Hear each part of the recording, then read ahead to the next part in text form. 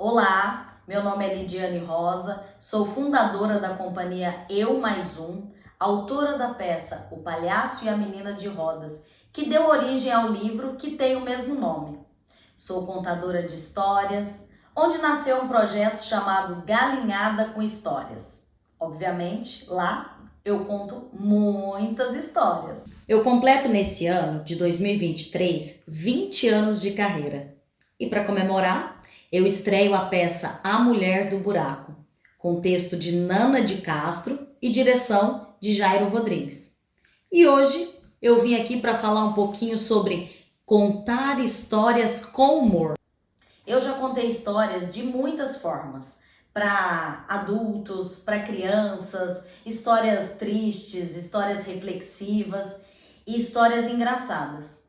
E eu posso dizer que essas são as minhas favoritas. Desde muito nova, as pessoas me achavam muito engraçada, divertida, e eu sempre ouvia que eu tinha um dom. E talvez realmente eu tenha o dom de fazer as pessoas darem risada quando eu conto uma história. Ou mesmo quando eu não falo nada. É que quando se fala de humor, não somente falar de palavras engraçadas, contos, piadas, o humor é muito mais que isso. Inclusive, eu posso dizer que além de dom, é preciso muito estudo e técnica para fazer humor. Segundo o dicionário, humor, substantivo masculino, significa a disposição do ânimo de uma pessoa ou da sua veia cômica. Dependendo da intensidade desse estado de ânimo, a gente consegue medir, vamos dizer assim, a disposição de bem-estar psicológico e emocional das pessoas.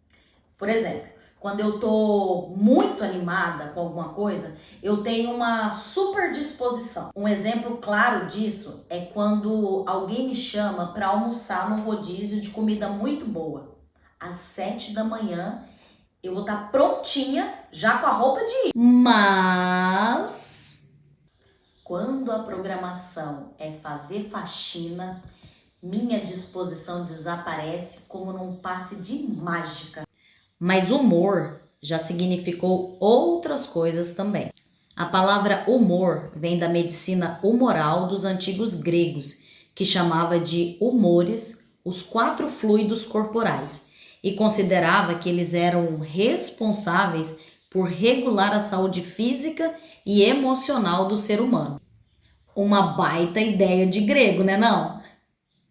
Só lá no século 17, um dramaturgo chamado Ben Jonson adaptou o termo humor para caracterizar como cômico o que era extravagante demais ou quase ridículo. Já nos séculos 18 e 19, se falava do conceito romântico de humor, como algo que indicava a excentricidade individual de uma pessoa. Ok, agora que eu já dei uma aula de história, podemos passar para a parte em que eu ensino você a ser super engraçado e divertido. Eis que a fórmula mágica para que toda a história que você conte fique super engraçada é... Gente, não existe fórmula mágica. Não existe milagre. Existe técnica, estudo e prática. Mas como assim estudo e técnica para ser engraçado? Exatamente isso. Para que se alcance o objetivo de despertar riso através do humor, se utiliza diversos recursos como ironia, sarcasmo, duplo sentido, ambiguidade, contradição e alguns outros. E conhecer esses recursos é fundamental até para que se improvise. Pois é, até para improvisação é preciso ter uma carga extensa de conteúdo sobre o tema ou nicho de que se vai falar. Outra coisa importante é ter conhecimento sobre o público para qual você vai falar. Isso porque o que é engraçado para um grupo de mães, por exemplo, provavelmente não vai ser tão engraçado para um grupo de solteirões num bar. Assim também como regiões, cidades e estados fazem toda a diferença por conta do dialeto local, cultura, sotaque, enfim, diversos motivos diferenciam os grupos. E também o que pode ser engraçado ou não, e ainda o que pode parecer até ofensivo. Falando em ofensivo, é importante lembrar que o humor não dá desculpa e licença poética para a perpetuação de qualquer tipo de preconceito ou opressão, seja ela por raça, sexo, credo, nacionalidade, orientação sexual e por qualquer outro motivo que possa causar dor, incômodo ou constrangimento ao indivíduo ou grupo. E como saber se eu estou ou não dentro dos limites? Uma alternativa é utilizar a seguinte regra: a piada ou brincadeira, para ser boa, precisa ser boa para os dois lados. Se apenas um lado se diverte enquanto o outro se constrange, volte algumas casas e reveja. Através dos tempos, piadas machistas, misóginas, racistas, homofóbicas foram naturalizadas, mas é preciso repensar a forma de utilizar o humor para que esse, de forma inteligente, seja capaz de alcançar o seu objetivo. Alguns termos e piadas precisam ser excluídos do vocabulário, por mais popularizados que sejam. Um exemplo disso é o termo humor negro, termo utilizado para dar nome a elementos absurdos, cruéis, horripilantes. Associar esse tipo de humor à palavra negro, denotando tom pejorativo, à raça e à cor, é racista e opressor. Não denota inteligência, bom senso ou respeito às pessoas e principalmente à lei. Lembrando que a Lei 14.532 de 2023 tipifica como crime de racismo a injúria racial. O humor, utilizado com inteligência e sabedoria, é excelente recurso para aliviar a tensão e dificuldade de abordar temas complexos, densos, delicados, servindo como ponte facilitadora para a educação, orientação e reflexão social em diversos nichos e faixas etárias. Um exemplo de como o humor e o riso tornam um pouco mais leve até o momento mais difícil é o trabalho incrível desenvolvido através da palhaçoterapia. Palhaços profissionais ou não visitam hospitais, instituições, levando riso, alegria e diversão a quem mais precisa. Agora que já falamos um pouco sobre alguns dos limites do humor e também sobre seu extraordinário alcance e capacidade, eu vou falar um pouco agora para vocês sobre algumas teorias que podem te ajudar na hora de criar um roteiro de humor. Apesar de toda e aparente descontração, existem 3 teorias que norteiam o humor e como tornar algo engraçado. A teoria da superioridade, a teoria da incongruidade e a teoria do alívio. A teoria da superioridade, a graça vem do humor, do estabelecimento de superioridade entre o indivíduo e o outro, ou um grupo.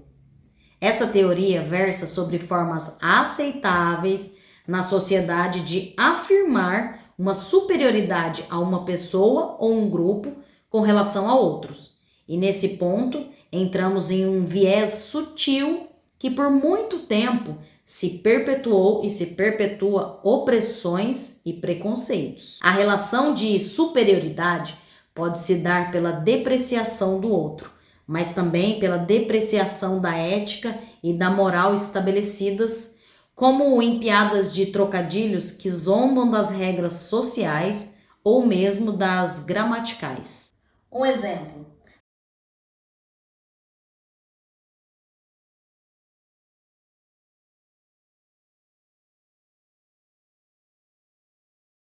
Já na teoria da incongruidade, a incoerência é o que torna toda situação cômica com certa frustração das expectativas.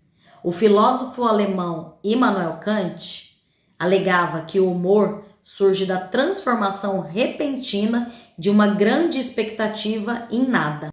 O humor é justamente na mudança brusca do caminho de uma história, do curso natural que se esperava seguir, ou da junção de duas ideias completamente opostas. Um exemplo.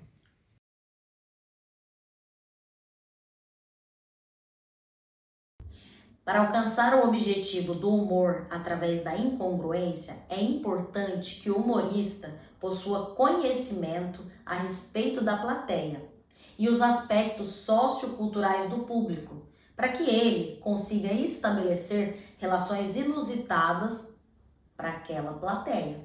Porque certas relações podem parecer inusitadas para um grupo e não para outro. Teoria do alívio. Segundo essa teoria, o humor vem da quebra de uma tensão, trazendo dinamismo, surpresa e graça. Freud é um precursor dessa teoria, que afirma que o humor provém do alívio da tensão provocada por sentimentos como raiva, medo ou qualquer outro que seja tabu ou censurável. Um exemplo.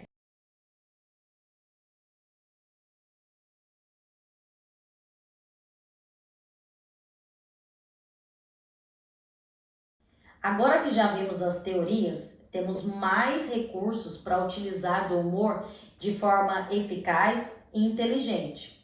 Já sabemos que é importante ter domínio sobre o assunto abordado, um roteiro bem planejado, mesmo em caso de improviso, porque não basta sair falando coisas ao acaso para encher linguiça. Um roteiro bem executado tem muito mais chances de ser um sucesso do que ótimas piadas e muito talento sem roteiro, sem programação e sem organização para execução. Por isso, vemos muitas pessoas com muito talento que fazem sucesso em vídeos curtos, mas que não conseguem segurar uma apresentação de 40 minutos. Quando contamos histórias com humor, proporcionamos ao ouvinte ou leitor uma forma arrojada de aprender, refletir, se divertir e viajar em ideias que, fora do humor, talvez não fizesse o menor sentido. A graça pode estar relacionada aos recursos utilizados, caracterizações, sotaques, situações, cenários e entre outros. Por isso, para se contar uma história com humor, estude, se prepare, roteirize, se jogue, imite, cante, dance, se transforme em outras pessoas, personagens, o que for preciso. Se permita fazer parte da história a ser contada, conseguindo assim passar verdade através do humor. E como disse o saudoso gênio do humor, Paulo Gustavo, a quem eu devo as minhas melhores gargalhadas, o humor salva, transforma, alivia, cura e traz esperança para a vida da gente. Rir é um ato de resistência.